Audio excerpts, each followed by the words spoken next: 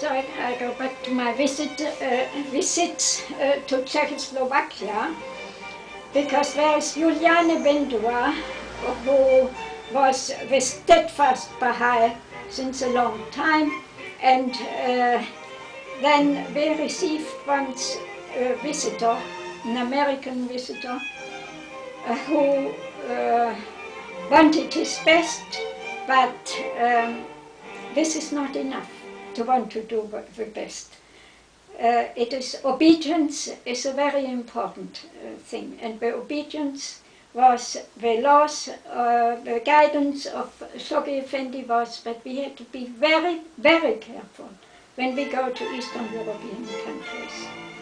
And we have to think 2 times before we talk or before we do something, and how we move, and if we meet the people at this or that place. We have to be careful.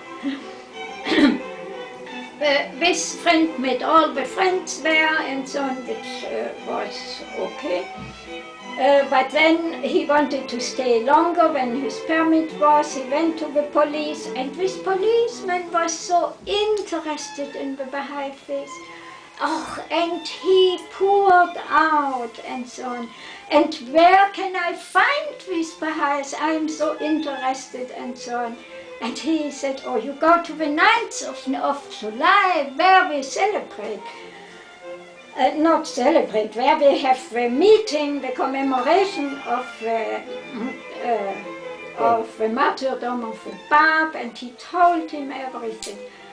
And that 9th of July, the secret police came, and all the Baha'is who were so far secret, just by themselves, Baha'is were taken by the police. And for her it was very, very difficult. You know, to be a civil person, you must have the civil rights, and they took it from her, so that she could never decide anything about her again. Not about her money, not about anything. And so. And Vuk Echtner is the other one who had to stay for a long time in prison. And Juliane too, and they had to sign, Vuk Echtner had to sign that he never again will meet and get in contact with Baha'is. This was after a long time when he was finally free. So these 2 friends were suffering most. The others, they didn't know much about the faith, most probably, and anyway they were released again from the prison after a shorter time. And they didn't want to know anything afterwards. So this was a different way how they became Baha'is, most probably, and so on, and how they suffered then for it. But it shows that a goodwill is not enough. It's really obedience. But on the other hand, an American cannot imagine such a thing.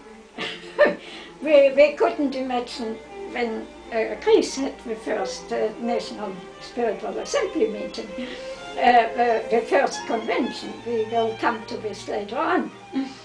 So I tried to get in contact with her all the time in a very careful way, and we managed that nobody met us, and she wanted to make again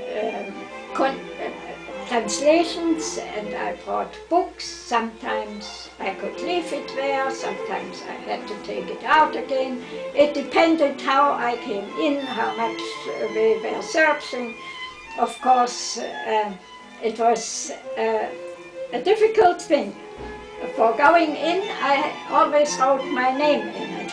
And I made special things so that it was my personal book. But when I thought I can take it, I have to take it out again because they saw it, I had to take off. No, when I left it there, I had to take off this thing because it shouldn't be there. a prayer book or something with a name from someone else, when she was perhaps again, that police again searched for something here in her house.